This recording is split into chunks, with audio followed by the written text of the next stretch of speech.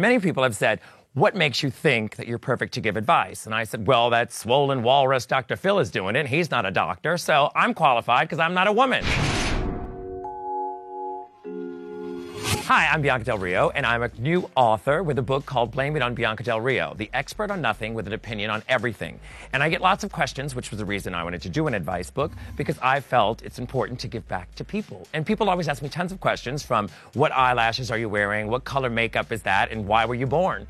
And I thought all of these questions could be answered in the best possible form. I think the world would be a better place if you got your advice from a drag queen. Not to mention a drag queen could use the money that a therapist makes. But if anybody knows hardship and trouble, it's us. Look at me. My face alone has been through it. The book is definitely not for the lighthearted, so I think it's important to have a sense of humor when you read it. I mean, RuPaul says, if you don't love yourself, how are you going to love anyone else? I say, if you don't make fun of yourself, then how the are you going to make fun of somebody else? I'm always surprised at the things people ask me. I mean, it's quite fascinating. We live in a world now with social media, so people put all their business in the street. But some of the questions were absolutely insane. One of them was, what does RuPaul smell like?